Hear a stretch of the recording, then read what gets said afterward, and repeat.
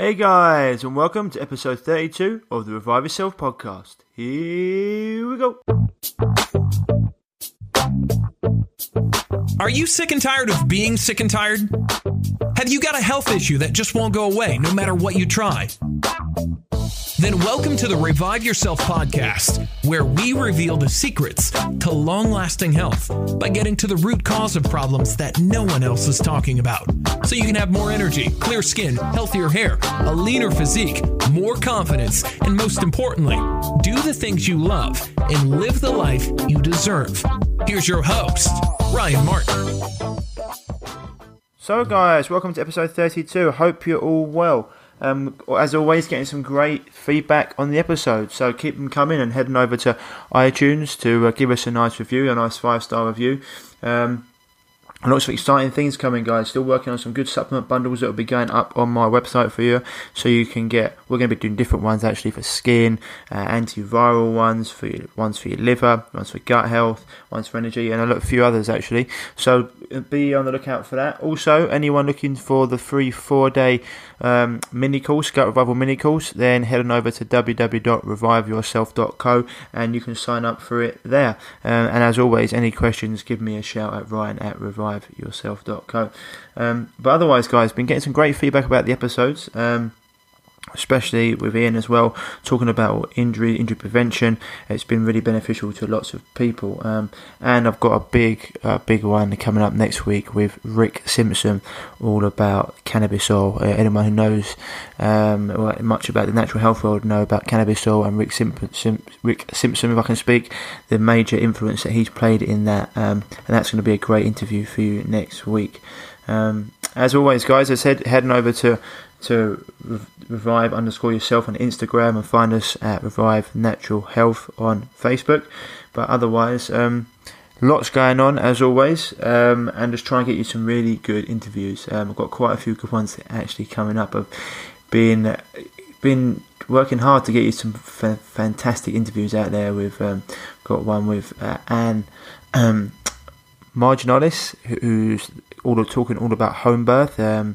Because nowadays birthing's become such a traumatic experience. I mean, women are actually scared of going through the pain, where it never used to be that. It used to be quite it's never going to not hurt a bit, obviously, because of what women go through in childbirth. But it was never such a traumatic experience that it is now with medical. So it's great to get her on. And I've got Dr. Tita lined up talking about 4 different ways that you can manage your weight. It was for me great. So anyway, guys, today's episode is with Dean Maden. He is a guy who has his own facility in Loughborough called Functional Fitness, the Functional Fitness Centre. I've met Dean about 18 months ago, and ever since we got on really well. He's someone who I know cares immensely for his clients and people's results in the fitness industry. But Dean's story is what I wanted to get on here, because he went through his own his own journey into the health and fitness world, and he's now a powerlifter, and he's trying to get on the world's strongest man. But he went through a really bad injury when he was young. I know lots of people go through injuries, whether playing sport or whether it be in a car crash or an accident or falling down the stairs or whatever it may be. It could be anything really. It can put their They can require surgery or whatever, and it can be really debilitating. And doctors can tell you that you're never going to play a sport again, you're never going to do a squat again, etc. And this is something that Dean went through. So I really want to get him on just so you can listen. That statistics mean nothing to the individual, and no matter what you're told, at the end of the day, it's down to you and if you believe that you can get back. Because, as I said before, Dean was told that he'd never be able to do what he loves anymore, and that was it at a very young age. So I wanted to get him on just so he could explain this to you. And then we also go into all about women lifting weights and the myth around them getting bulky, and a few other things. So it's a great show. So without further ado, here he is, Dean Maden. I'll see you on the other side, guys, and enjoy. Hey guys, and welcome to episode 32 of the Revive Yourself podcast. Today we have Dean Maden from the owner, he's the owner actually of the Functional Fitness Centre in Loughborough. So how are you getting on today, Dean? What's going on, man? Awesome, mate. Brilliant. I was just talking to Dean off air actually, and just saying I thought he was from Manchester because of his accent. I'm only joking, mate. But he's actually based in Loughborough. And what's the just for people out there quickly, Dean? What is the website for your gym? We are currently just going through a revamp of the website, but it's funkfit.co.uk. Functionalfit.co.uk, yeah, because I was having a look at that earlier and I thought I saw that. But you can find Dean on Facebook. I think he's got a Facebook page out there. So I've known Dean about 18 months now. He was part of, as a few of the guys are part of a mastermind, and we got talking, and he was a really likeable character. And Dean has actually been, well, I'll tell you what, Dean, tell you what we do. Just tell us a little bit about your journey into the fitness world. But right now, Dean is a competitor in Strongman, but we'll get onto that later. So, Dean, just tell us a little bit about your how you got into what you do.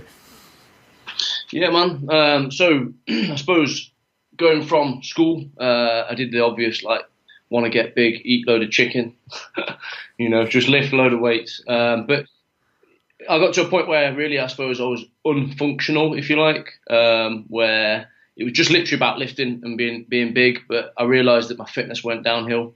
I then joined the army and did obviously a total flip, and I lost a lot of weight. I was, then got super fit. And then I suppose really I just after that combined both of my experiences, and that's where it took me into sort of appreciating the difference between going from one extreme to the other, if you like. Yeah, I can imagine. Yeah, and then really I sort of got into Olympic lifting. I've literally done everything, to be honest. I got into Olympic lifting. I competed in a few local competitions, and then I went into CrossFit. Again, competed in a few local stuff, and then slowly went into powerlifting, and now strongman. No. So I think you could say I've done the full spectrum. So you've been around, you've tried to let your hand at everything. Yeah, just ballerina I've not done yet. So I'd love to see that actually. If you guys, I'll put a picture up on the bio and stuff. But Dean's in the mastermind group. A lot of the guys were in pretty good nick, but Dean and another guy called Josh stand out. If any of you guys have ever seen the Hulk, that's what Dean looks like. So he's a guy, if you actually want to get big and strong, you can listen to this guy. He knows what he's talking about. But just quickly, you mentioned there, you're in the army. What age were you in the army? I had a very short stint in the army. I went in at 20. But yeah, I basically went through the army, basic training and everything, and then I broke my hip. But yeah, coming out of the army, breaking my hip was sort of like the start of me understanding more about the body. I got told that I wouldn't be able to do much, and now I can, I got told I wouldn't be able to squat with weights, and now I can squat quite a lot of weight. So for me, it's a little bit of quite an achievement to, sort of be in a position now where I'm sort of, higher up the chain, if you like, in the squatting world. Yeah, 100%. So, did you come out of the army then break your hip, or did you break your hip whilst you were in the army? No, so I had it's a fracture of my sacrum. Right. It's actually known as a female break of the hip. Right. Which is part of the character building. But so it's a fracture of my the ischium, which is within the hip. Right. So the rehab really was all about just getting functional, and that's sort of what took my journey within the functional side of things, and started learning more about that. Right. Like I say, literally my doctor at the time said I wouldn't be able to really lift weights, and that's after being sort of medically discharged from the army, the next thing of hearing that you can't really train was kicking the balls, if you like. But yeah, it was my next journey then was really just to get strong. Yeah. I think it's the best thing you can do is lift weights to get strong. As long as you do it in a gradual sort of momentum. Mm-hmm. No, 100%. This is a story we hear quite often, especially in the health and that fitness world. doctors, medical staff telling people once they've had an injury that they won't be able to do this or that, the other, squat, won't be able to play sport, etc. And unless you're a person who just generally doesn't believe it and someone who really wants to play again, it's very easy for people to believe that and just go, okay, I won't be able to do it anymore, and just not do it. Whereas there are countless times of stories of people being told that, and they go away, they do the work, and not only do they perform again, but they perform to a higher standard because they've actually been in the gym working on their weaknesses, working on their strengths, getting stronger. I mean, the thing is with it, you don't just when you're lifting weights, it doesn't just increase the strength of your muscles. You're actually giving your bone. I mean, you increase bone density, right? Your bone strength increases, so the likelihood of you getting another break decreases. And so I bet, did you ever go back and then talk to the doctor or see that doctor again and say, well, look at me now? Yeah, to be honest, it was quite proud moment, I suppose, if you like, of looking back. But I contacted my old officer and spoke to through them and said what I was actually then doing afterwards. Just because he cared and he asked me about, let me know about your recovery and everything. But yeah, so no, I mean, obviously, I think going back to what you just said then, though, it's quite a shame to be, I suppose, to take what the doctors say as in stone. Do you know what I mean? Because if a lot of people that sort of listen to doctors, and yeah, we all respect doctors, of course, but if you were to only believe what they say, sometimes it's such a thing that's holding people back. Mm-hmm. But luckily, I had quite a forward mentality of I'm not going to let that hold me back. Oh, awesome. And so, I mean, imagine in the army, as you said, the people in the army, they're like land snakes, right? They've got to be strong, but more than anything, they've got to be able to get around and keep going, and they travel massive distances with heavy things on their back. And so you said you lost a lot of weight. I can imagine that. So coming out, you got into obviously you want to lift and get stronger in your with your hip, etc. I suppose when you were doing all that in the army, having been lifting weights beforehand, I suppose you probably developed. Did you develop some bad patterns because of the way you were moving, carrying lots of heavy material long distances? Did you get? Would you have bad posture, or was you actually okay? I suppose a bit of both, really. It's like with there's a lot of people in the army, I suppose, that are just fit, And as you know, through the industry and stuff, you can get people that are fit, but actually they're not going to last long, if you like, if you know what I'm saying. People, they're not going to move. They don't move very well, for example. I mean, I've always been quite aware of movement patterns and stuff. And to be honest, like I say, once I went through rehab, and I quite enjoyed looking into more about how the body should move and what the body is capable of doing. And that's where really it took my direction towards Olympic lifting. Yep. So Olympic lifting, I don't know if you've done it yourself or you know much about it, but it's like with Olympic lifting, it's quite a technical. Well, it's a very technical sport, and I really enjoy actually the understanding of how to get a bar to move with such heavy weight through momentum. Yeah. So that sort of took me down that route, if I'm totally honest, because it was something that that I could put time into, and something I suppose that you can't jump straight into big weights with as well.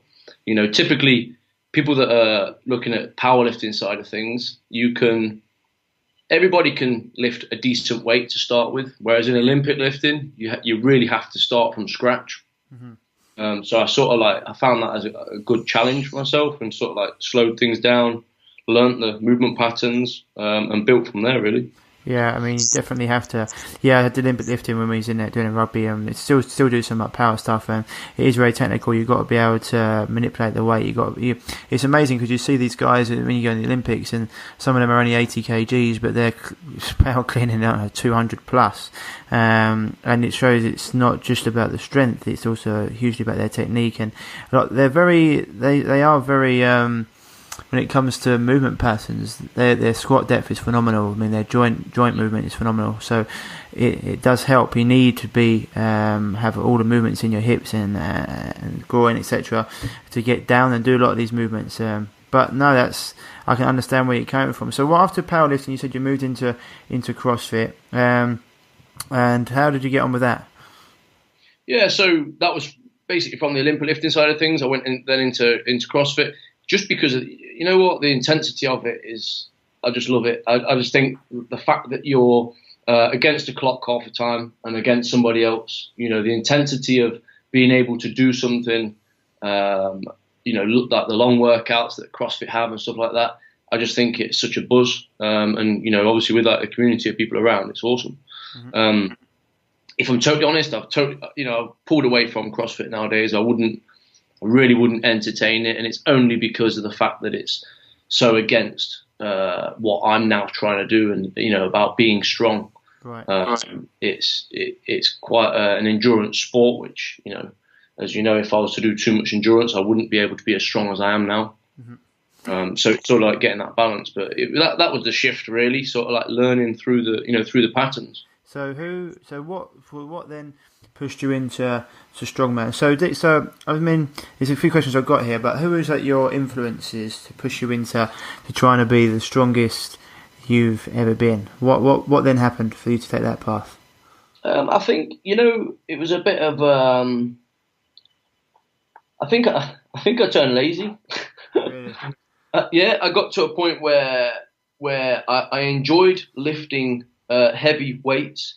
I, you know, really started to learn more about like programming, and then understood that actually being strong is easier. It's easier to be strong. Mm-hmm. You know, like obviously it all goes down to the individual, the person, and the build up of, you know, their muscle and skeletal and everything. But I really found it quite easy to then get strong, mm-hmm. and that's where I then just found a love for it. I started just doing your typical squat, bench, deadlift, powerlifting style. Yep. I met a few guys that are in the powerlifting world, and they really inspired me. Really just to, like, you know, get as strong as I could, and knowing the rules in powerlifting, you know, like the typical, like, you can't call a squat if you don't break parallel. You know, mm-hmm. It's things like that really sort of like motivated me, because it's, I think, in the world of strength, you can be strong, but is it strong? Is it legally strong? If you know what I'm saying. Mm. So like in powerlifting, there's certain legal requirements that you can confirm a lift. Yeah. And I think, I just think I got really attached to that side of it, of thinking that, you know, to be able to do a squat and to legally do a squat, how much can you lift? And then I've just seen it as a challenge. I then did loads of different programs and different, like, have you heard of like the Small-Off program? Yeah. So I did a load of different programs. A lot of them are Eastern European. So just to explain to people what the Small-Off program is, because I mean, when it comes to powerlifting and strength, etc., there's people out there like Jim Wendler, and then there's what's the barbell one? Trying to think of the name. I can't remember off the top of my head. What's it called? Not Broadside Barbell, there's something else. Westside Barbell, that's it. Westside Barbell, Jim Wendler. So just for people out there, just tell them what the program you mentioned there is all about. So the actual Smaller program is their theory is basically overtraining is not such a thing. So, you know, I mean, obviously, sort of going from, especially from the time we're talking about there, from when I went in from CrossFit to the powerlifting, if I was doing the same intensity, lifting the same amount of weight, technically I'm overtraining. Whereas, you know, the Small-Off just flipped that on its head, and I now love that theory and love the thought of it. Whereas, say for example, if you were to squat, just for round figures, 5 fives 3 times a week, mm-hmm. after say 6 weeks, it's going to be easy. So you then have to go heavier, and it's like anything in life, isn't it? You condition yourself, it gets easier. Yeah, so I think it's such a blunt mentality, but it actually is true and it works. Mm-hmm. You know, so I started squatting like 3-4 times a week, and that's literally when my weight shot up. It became easier. It became so much more natural. It's like anything, you know. You can get good at something by doing more and more of it, right? So it was as simple as that. Yeah. And you're training. So this is the thing with powerlifters. I had Derek Woodsky on here a few weeks back. Great interview, and he's talking about it as well. And he was saying, like, that's the difference when when he used to have the programs like that, when he says that's how simple it can be, just lift heavy, lift often, and people understand that when you're doing that, for example, like you're lifting probably in your rep range, is it probably 1 to 6, or would you go higher than that? Yeah, no. Typically, it depends on where I am on competition. I mean, this is the thing as well. Like, I've tested so many different things out. Yet I still do my own programming. So I literally like work depending on, I mean, I've got a competition now in 5 weeks' time. I'm now just starting to bring my reps down to sort of like the 4s. But I'll still keep the volume up by doing 5 sets of it. Right, but that's, once again, for people out there, that's training the central nervous system, right? So it's not training the muscles themselves. I mean, obviously the muscles are part of it, but he's training his CNS there, central nervous system, to be strong. So the more he can do that, the more the body's used to having that weight on your back as well. You're squatting with it. The more it adapts, the easier it becomes, and the stronger you're getting. So when you're actually training to lift heavy, you're not actually training the muscles per se all the time. You're training the central nervous system. Is that correct? No, for sure, man. You're training the body to get ready for it. It's like something I used to do a while back when I had. It's a long while ago now, but when I had 200 as a squat in my head, I remember I used to set the bar up for 200, sometimes a little bit more, pick it off the rack and just bounce with it on the top of my shoulders. Yeah. And again, it's just feeling what that weight feels like. I did that. I think I did that for a month, and then I thought, you know what, I'm going to go for it. And it was quite a big jump. I even remember the day now when I first did the 200. And yeah, it's just, like you say, it's getting the central nervous system ready, getting your body ready, getting your joints ready. And that's where the food comes into it, huge, Yeah. So just quickly, because I remember one of the conversations we had, and it was we were in Croatia, and it was on a Friday afterwards. We'd done 2 hard days of work, and we were chilling on the Friday afternoon. I think we might have even been on the boat. We were just having a chat, and you were talking about before, because most powerlifters now, I mean, we talk a lot of health on my show, and we talk about a lot of different things, but it's good to get other people in different realms on just to talk about different things. So because there's a lot of different, we talk about the fitness world, because generally people are into health and they love their food, and we go deep into different aspects of it. But when it comes to the fitness side of things, people go in the gym, they see people doing different things, and there's so many different ways to train nowadays. When people see powerlifters, they generally see big guys, very big guys, but most of them are pretty fat. They carry quite a lot of excess weight, and a lot of guys would be like, yeah, he's strong, but I don't really want to look like that. And that's something you remember you saying to me. You said, this is the thing, you want to prove these guys that they don't have to be big and fat, but you can be big and strong and pretty lean and still win a powerlifting competition. Is this something you're still going for? Yeah, massively, man. I mean, I don't know how much you keep up with the strongman stuff nowadays, but all the strongman now are looking at being as lean as possible. I mean, it's something that always sticks in my mind. Years ago, I did a local competition. I think it possibly was my first one that I did, first proper competition anyway. And I remember the guy that was spotting, he was probably touching nearly 30 stone, I think. He was a big guy. And he was a typical strongman powerlifting old school style, which was big belly, big everything, and really they think it's about body to weight ratio. If they're bigger, they can push more, which to an extent, yes, is true. But I said to him, because it was funny, because in the break, he said, I was eating chicken and rice, and he was actually bearing in mind, he was one of the guys, reffing and everything, but he says, why are you eating that? I was like, what do you mean? He says, why are you eating so clean? Are you on a diet or something? I was like, no, I'm just eating food. I don't, is it a joke or what? Mm-hmm. And he was like, look around, and everyone was eating McDonald's, in between sets and stuff, people had gone McDonald's and stuff. And to me, it was bizarre. I was like, why would you do that? If you can eat clean food that's going to digest quicker, why would you then go and eat a load of crap? Right. And just, it's the mentality, isn't it? Of them, they think it's food is food, but actually it's proven. It's not. Yeah. All food's not created equally. I always talk about this. Like 500 calories from Haribo isn't the same as 500 calories from sweet potato, right? Your body's going to metabolize, assimilate, digest, and eliminate that food completely differently. You're going to be able to use and utilize those nutrients better. So if you're sitting there and you're eating good food, and you're giving your body everything it needs, and it's talking to your central nervous system through that food, your gut's talking to that food. And you're trying to get big and strong, well, the better you eat, the better your body's going to perform, correct? Yeah, for sure, man. And obviously, you'll be able to elaborate on it more than me, but like your body is obviously is going to be able to absorb as much as is clean, isn't it? At the end of the day, and by the time it's gone through all that breaking down, it's obviously then at a point where it's diluted so much the nutrients are worth nothing. Yeah, I mean, this is the thing.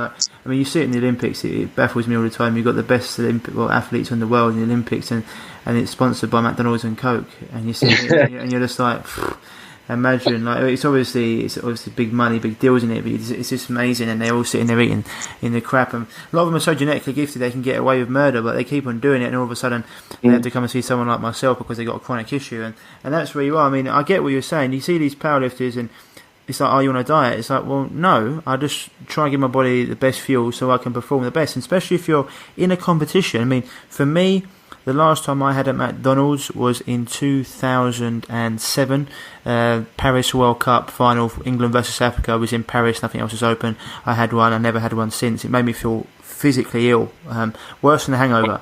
And so people are eating this, then going on to push big weights, lift big weights. I mean, to me, I'd feel vile. I don't know about you. I'd want to eat something that easily digested and made me feel good.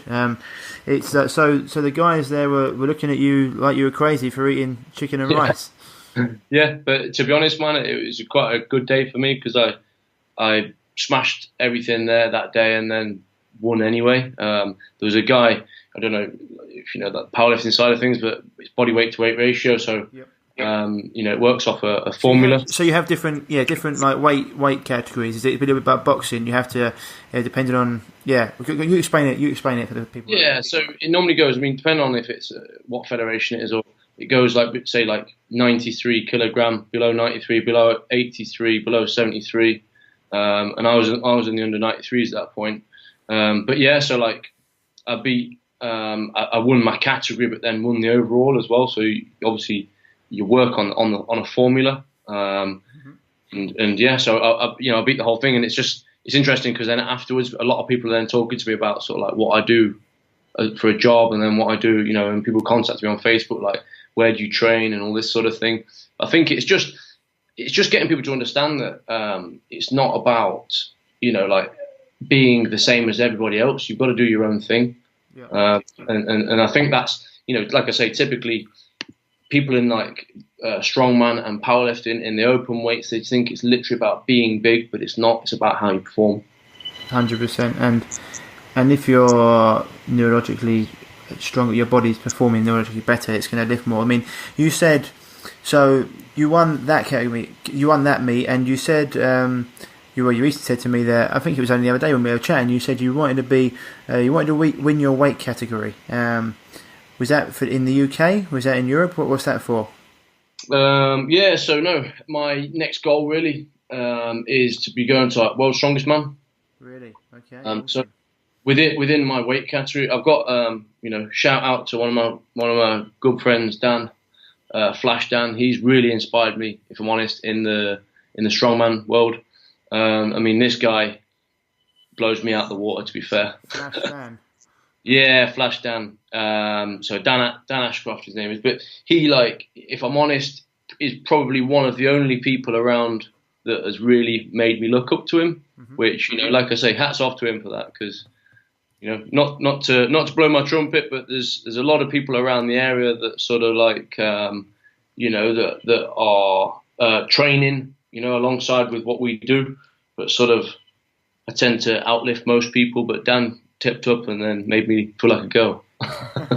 So, Dean, just quickly, how old are you at the moment, Dean, going into this?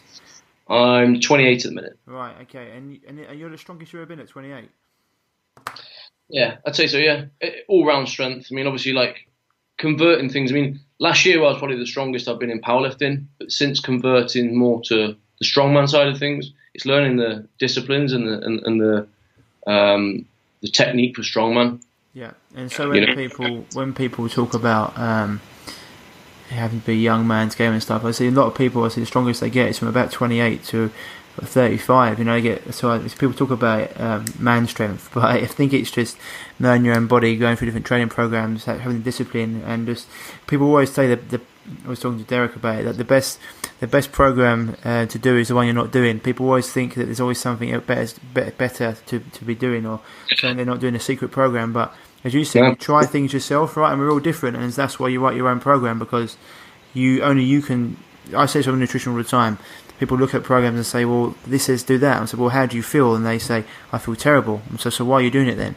Like, when's your break again? So same for you, right? You write your own programs because you know what your body's like and you can understand where it's going.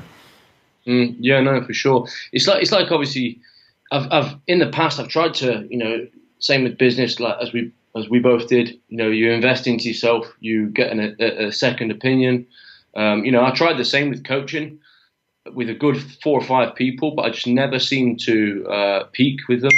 Whereas doing it myself and understanding sort of how my body works, I've always got the best out of it. And I suppose it's down to, like, I'm quite a regimented person. So if I'm not doing what I've been told to do or what I've planned to do, and then I feel like I'm failing. So, if I do it myself and I can change it as and when needed and listen to my body, I then never fail, if you know what I'm saying. Yeah, 100%. And right now, people out there will be saying, well, what's he doing to get so big and strong? What's his program like? So just a quick overview. I mean, this is the thing, guys. I can give it, Dina tell you, but I mean, you're not him, etc. But just for people out there right now, what would your normal Monday to Sunday look like?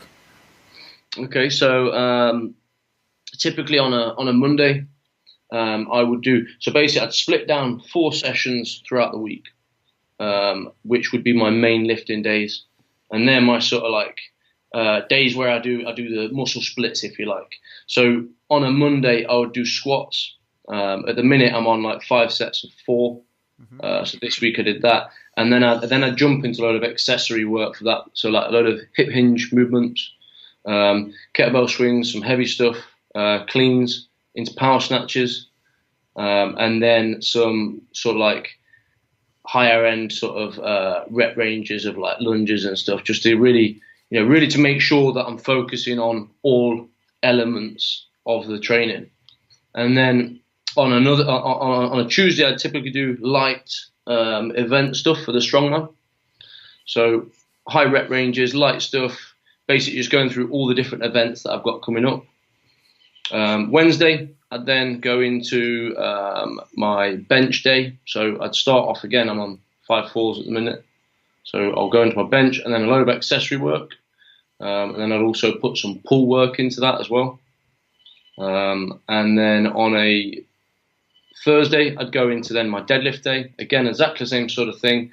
And then I'd put a load of hip hinge stuff into there. And then on a Friday, I would probably, if I'm not resting, Friday or Saturday would be the rest days. And the alternate one to the non-rest day would be my overhead day. Okay. So then I'd go into like my basically anything overhead, something related to like log. So when people talk about strongman training in general, they're talking about, so you're trained to get strong for the events, but when people talk about strongman training generally, they're talking about things like Atlas stone lifts or yoke walks and farmers walks, and they're talking about things like that, log presses, etc. Do you train with them, or do you wait to the competition until you see them? So, I mean, at the minute, I'm working on a light event day on a Tuesday, and then a heavy event day on a Sunday. Right. Okay. Yeah. So I mean, that's what I'll do running up to a comp. I mean, it depends on what the comp's got in it, but for sure, I definitely hold back until the competition day in regards to the weights that I should be lifting.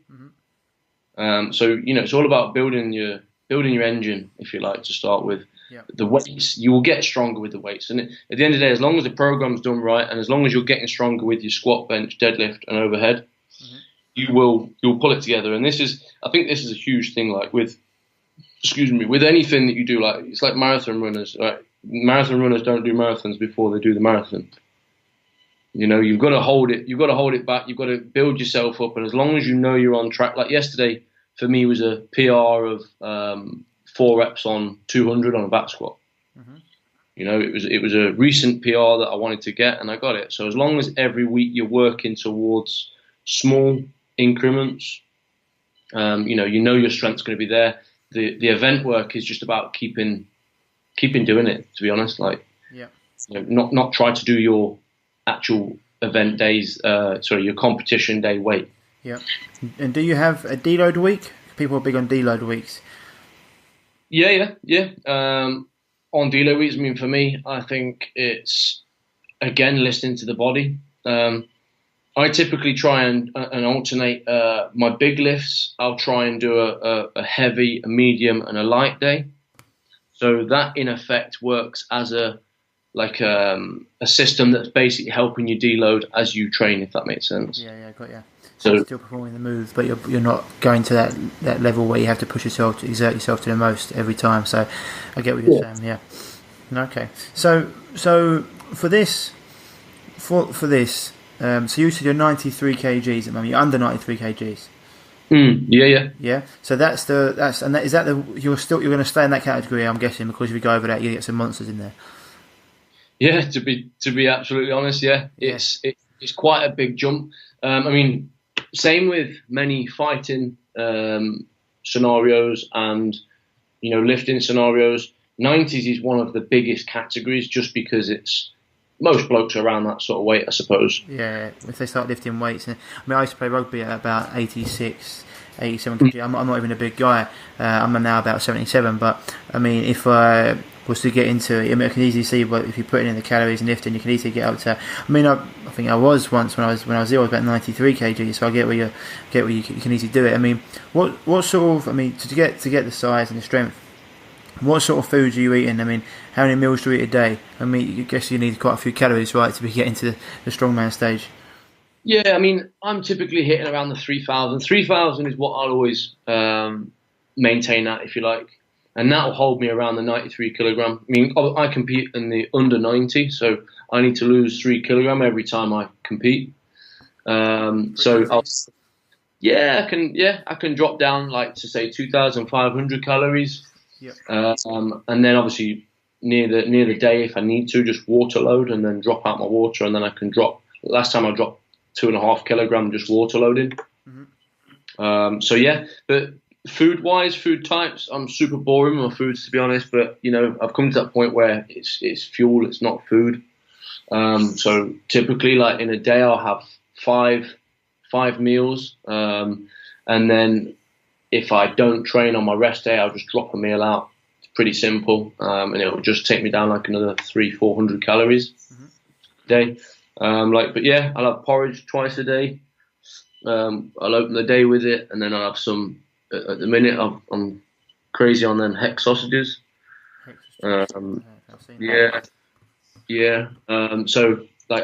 them and porridge in the morning with some protein powder in it, and then just meat 2 or 3 times a day. And then pre and post workout, I'll just build my carbs around there. Okay, cool. So I'm going to say something to you, and I'm going to give you a tiny bit of advice, just because, I'm here. I'm going to. It's my show. I do what I want. So one of the good things you said is actually it's a double-edged sword, because in one way it's really good, and in one way it's not so good. So food is fuel. So it means that although you're using it for a means to an end, right? You're eating it because you want to get certain calories in, and you're not worrying about you're not worrying about having something that's rich in flavour, etc. You're eating for the calories, you're eating for the progress in your strength, etc.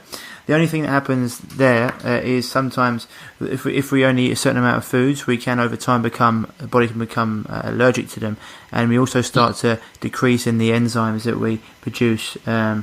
and we start to get enzyme deregulation. So all I'd say is, if you can mix it up a tiny bit, just chuck in a few different things, even if it's because most people eat about 11 to 12 foods in rotation, 90% of the world, and if you look out there, there's hundreds of different foods we can have. So even if sometimes then it's like just chucking a random bit of fruit in you haven't had, or just trying different meat, or just trying a different carb source, keeping it similar, like in terms of keeping it similar in terms of your macros or whatever you got hit there, but just change it up, just so, because it'll help as well, because the more enzymes you've got, enzyme nutrition, the stronger you're gonna be. It's going to give you a more biodiverse gut flora, microbes in your gut, like your gut health. So immune system will be stronger as well, which means you'll be healthier, and then you can perform better. So just saying, I'll just give you this a little quick one, but just to rotate, it's something that most people, because we all do it, it's very easy just to get, it's so easy just to get used to eating the same foods, because you know how to prepare them, you quite enjoy them, etc. But you can just change the tiny thing up a bit. That would be a little bit of advice. I'd just say, it keeps things a little bit interesting as well, right? Because sometimes I know it can be like, chicken. You look at any of the bodybuilders back in the day, it'd just be like, I think it was Coleman, who used to sit there and go, chicken, rice, cornbread, broccoli, like every time, and it's just like, I get it. But if you can just mix it up a bit, it will give you a little bit of a more biodiversity. But I can get what you're saying when food is fuel, because you're eating for competition, right? It's a bit of the mentality of what was his name? The bodybuilder who said, you're just doing it just to get to your result, and that's fine. So you say you eat about 4 times a day, 3,000 calories a day, and so for people coming into your gym, one of the topics we wanted to get onto, because it's a big one, and that's women lifting weights, right? Because a lot of people think, well, women essentially, they've been told by people like Tracy Anderson and stuff, you shouldn't lift over 2 kgs, and if you lift weights you get bulky, etc. Look, Dean's there, he's doing this, and he's big and he's strong and he's quite bulky because he's trying to be a power lifter, right? But people that come into your gym and they're trying to lose weight, look leaner, feel healthier, you don't put this is not the program you suggest for them to do. Yeah, no, not at all. I'm quite looking forward to this subject, because I think it's a huge thing in the industry and the world, and also something that if people thought about the breakdown of it, that I think people would get such better results in the direction they want to go. But I think a lot of it's to do with the fact that the individual person is maybe built in a certain way that responds to certain things, right? And that's where, like, I think the biggest confusion is. Like, I've got people that are at our gym that are quite thick set, that are quite broad, if you like. And ultimately, if that's your physique, you can't change your makeup, your build up. You can manipulate things, but I think it's a little bit, without just jumping straight to the end of it. But I think a lot of it's about enjoying yourself and sort of appreciating the shape of your body. Whereas a lot of people, I suppose a lot of girls especially, sort of, they get scared of this whole getting bulky, don't they? But what actually is bulky? Do they mean body fat? Do they mean muscle? Do they mean the shape? Yeah, every girl I know who this is the thing. If you look at all the Olympians, you go to the Olympics, you look at someone like Jessica Ennis, for example, or any of the girls playing beach volleyball, or the sprinters, etc., etc. They run hard and fast, but they all lift weights, and most of them have got physiques that most women would die for. They're lean, they can see their abs, they're sexy. We're not talking here about people that, for example, the Olympic lifters who are some of them can be big and bulky and very muscular and look like. Even if I say to you, look, the girls in CrossFit, let's be honest, they don't look like that. That's been done through some sort of anabolic steroids. You just don't look like that as a woman. There's something that you don't.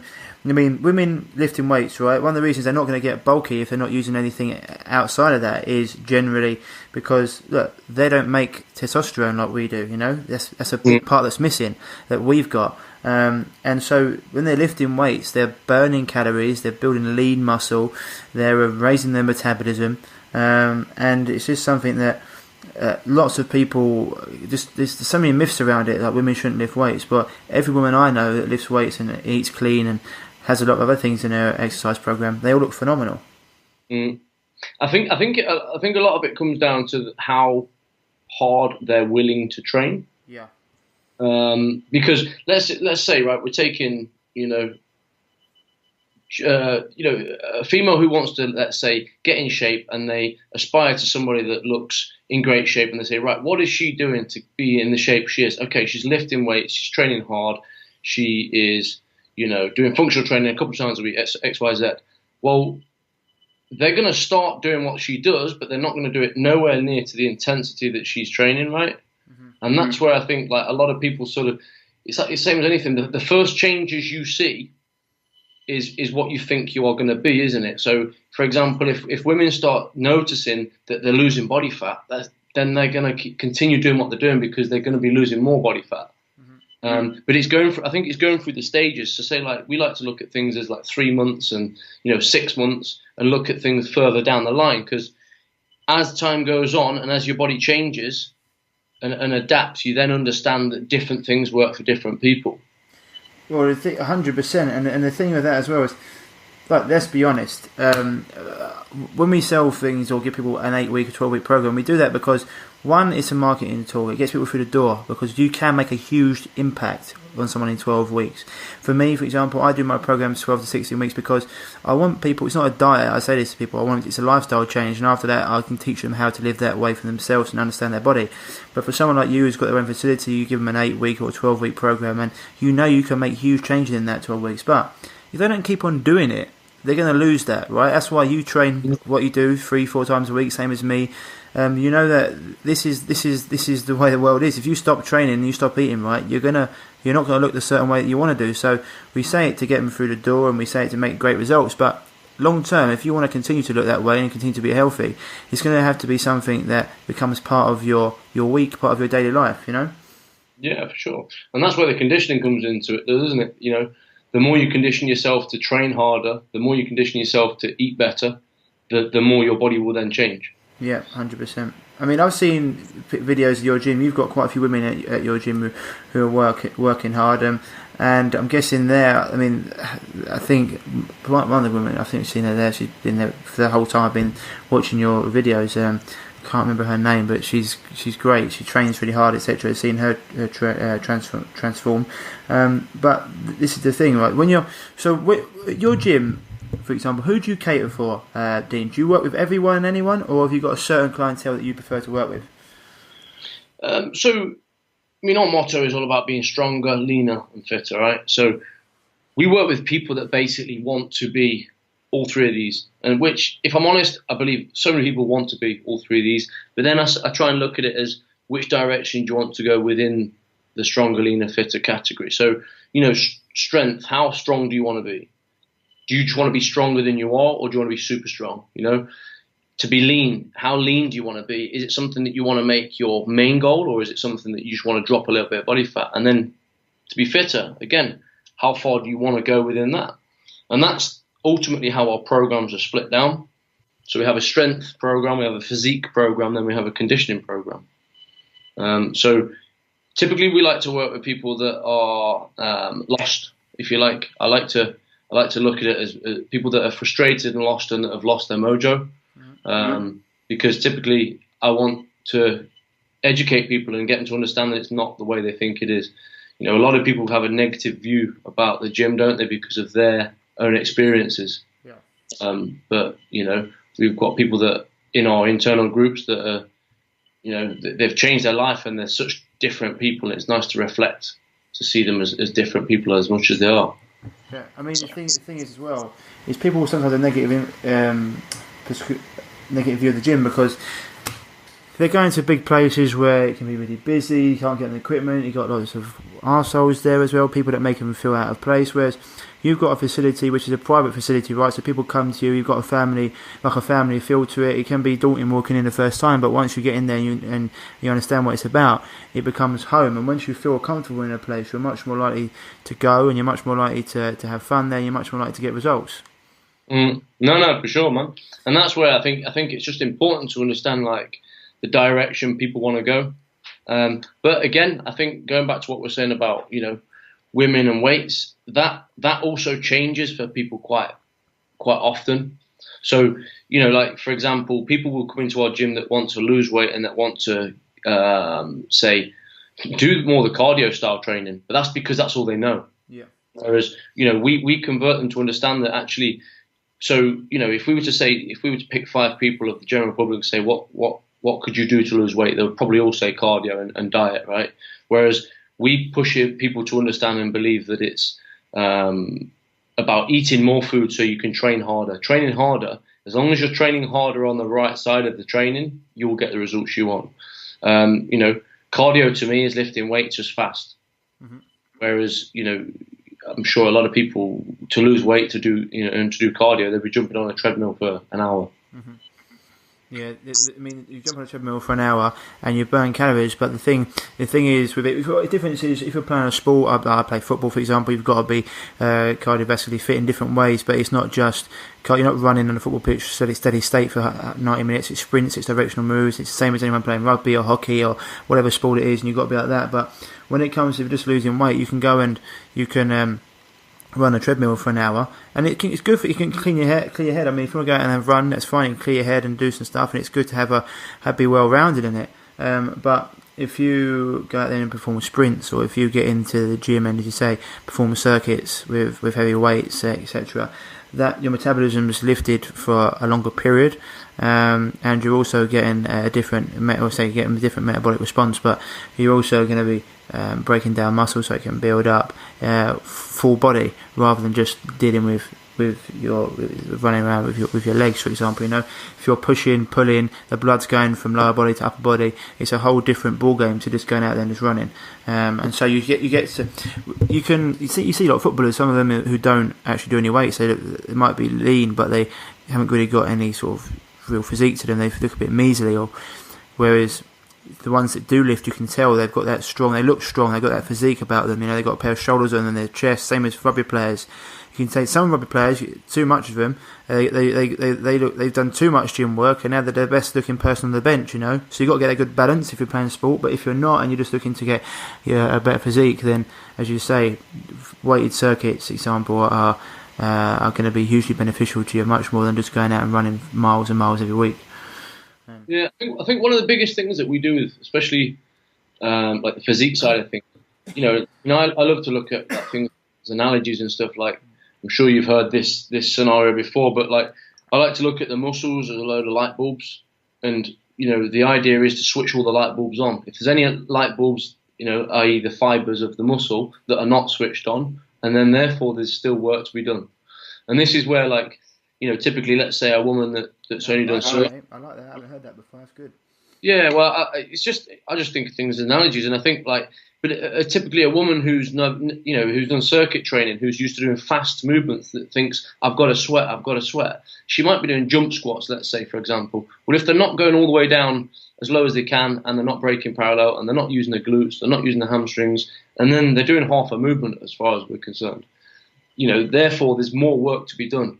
We've got to get them to understand the movement patterns better. We've got them get them to understand what muscle groups they're working and what muscle groups they're using, to then be able to get their body to, as women like to say, tighten and tone. Yeah. I think it's such a simple theory, yet people skip this because, I suppose it's just from that satisfaction of sweating. People like to sweat and like to think that I've had a tough workout, but we really push lifting weights and also lifting weights slow paced and controlled. It's not necessarily about lifting heavy weights. It's about making the weight feel heavy on your muscle. Yeah, 100%. So it's time and attention rather than just movement. Yeah, for sure. I mean, we've just started this a very similar program. There's a bit of a laugh about it in the gym at the minute, because I said to the guys when we taught it to them, we're going to do something that's similar to circuit training, but you're not allowed to tell anyone it's circuit training. That's just simply because we set it up the same as a circuit, right? So let's say we have 6 stations. You might have shoulder press, Romanian deadlifts, squats, bench, different movements as you go around the stations, but each station has to be controlled movement. So as opposed to a circuit where you would do 60 seconds as fast as you can, it's say, for example, the one the other day was 40 seconds work, 40 seconds rest. So whilst you're working on a 3-3 tempo. So like, say, shoulder press, you're coming down for 3 seconds, you're pushing up for 3 seconds, and you're keeping that time under tension for the whole 40 seconds. That's extremely hard. Yeah, it is massively hard. You won't be going as heavy, granted. But again, looking at that light bulb effect, what I was saying a minute ago about switching all the fibers on, switching all the light bulbs on, this is one of the best theories for it, because you're keeping the muscle under tension, and therefore, in effect, you're tightening the muscle up and getting them perky bum like the women want. Well, this is the thing. There's something similar we used to do, death circuits. So it is basically, so you pick you'd either go push, you'd either go legs and a body. So you might go like a deadlift into a press, into a pull up, into a squat, or you go deadlift, push, squat, pull. Whatever it would be. So you're hitting everything. But it would be death circuit, and it would be 10 reps. It could be 10, 8 or 6 reps, and you do 4 seconds lowering, hold 1 second up, hold. So you're doing it to that tempo, and you go from one. When you finish one, you go to the next one. But I mean, the total time of attention. If you're doing 10 reps, every set would be about 50 to 60 seconds. You do one round, and after you do 3 minutes rest in between. 4 rounds of it, you're absolutely cooked. Especially if you're using a weight that 10 reps is a complete nightmare for you. So you don't have to just be running around like a lunatic. 60 seconds of work, but everything sort of got its place, right? So if people want to have a fully functioning body that can do everything, a jack of all trades, then yeah, it's good. But there's not enough people using those protocols that you're mentioning there. A lot of people use the 60 seconds to work out, but not many people are manipulating tempo, are they? Are you still there, Dino? I think I've lost him. Dino, can you hear me? Oh, you got me? Yeah, man. Do you get me there? Can you hear me? Yeah, I've got you. I said. Yeah. I said not a lot of people are manipulating tempo still, are they? No, that's the thing, and that's where that's why we're so passionate on pushing that side of it. Again, like just reversing a little bit from what we were saying earlier on, but someone that comes through our door that doesn't hardly eat any calories, right? They then want to lift weights like we do. They're not going to be able to do what we do, so they sort of have that mind block of understanding, like, hold on a minute, I want to lose weight, so why am I eating more calories? But we're like, trust us, eat more calories, lift heavier. Once they get into that process and then start training harder, that's when you then get the results. Yeah. And I think it's all of this is just education, isn't it?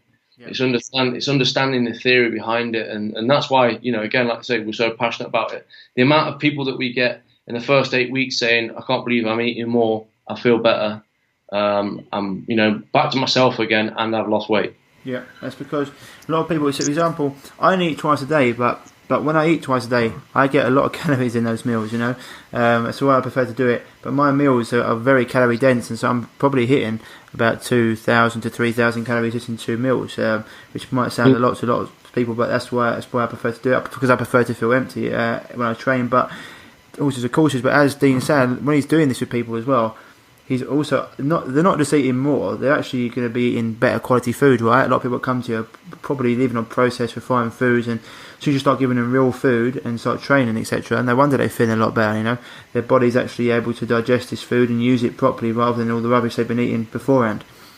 Yeah, for sure, man. Yeah. And in turn, that's what helps them train harder, right? And that's, again, like we were saying a minute ago, that's part of the reason why girls don't like to lift weights, because it's going through that process. But I think you've just got to break the patterns, get them through that stage, start feeling, it's even like, what it's like, but even after one session, you can feel like your muscles are tightened up, Oh, yeah. It's getting girls to understand that it's not going to necessarily get them to grow. But, no one ever got fat off lifting weights and eating healthy. Yeah, exactly. Yeah, no one ever got bulky off of this. Yeah, it's when people start doing. It's when people start to eat wrong and only lift weights in a certain way and they don't adapt, it's that's a whole other conversation. But I mean, just so you got your own facility, right? When did you open it up, Dean? 2014. 2014, and that was it your dream to do so? Yeah, to be honest, I used to do boot camps outside. We hit some, a real big number of people, and then I just got fed up of being outside and people not turning up, to be totally blunt, and therefore I thought we need to go indoor. So we moved it indoor, and then before you know it, we totally converted into more like systems and getting more programs in place. I mean, now we run 2 programs side by side in the gym, Monday, Wednesday, Fridays, and Saturdays. Awesome. And so if people wanna contact you or get in touch with you, where's the best place to do that at the moment? So right now, Facebook, Functional Fitness Centre in Loughborough. So the website will be up and running soon, but for now, best place is Facebook. Yep. Always there. And if people want to send you a direct email, mate, to get in touch, because anyone in around the Leicestershire area, Loughborough area that wants to train, what's the best email to catch you on?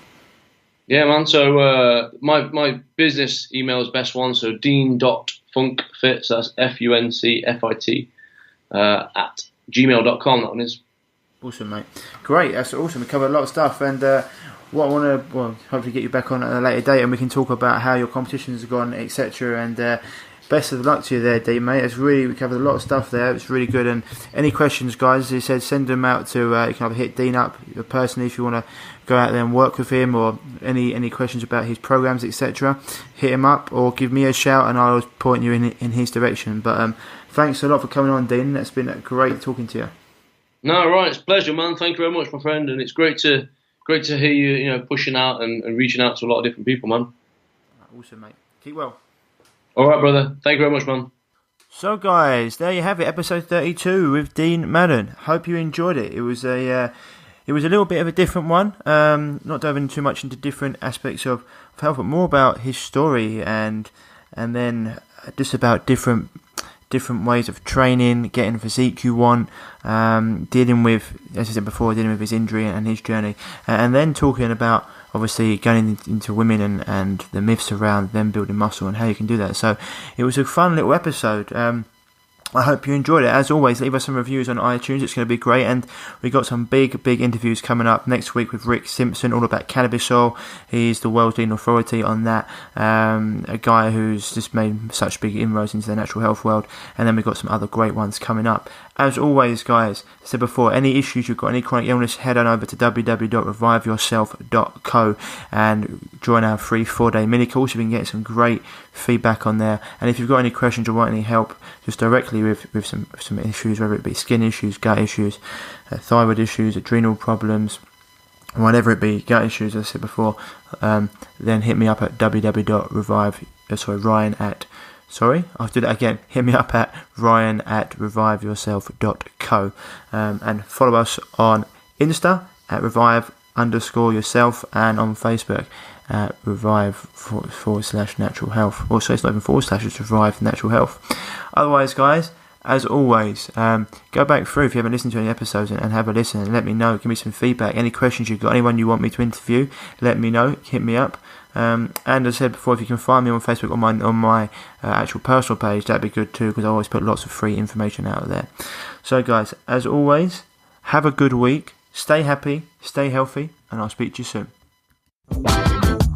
If you're struggling with gut issues, such as gas, bloating, constipation, diarrhea, indigestion, heartburn, and want to finally be able to eat the foods you love without the crippling after effects, then don't forget to head over to reviveyourself.co and pick up your free copy of The Healing Health Paradigm today.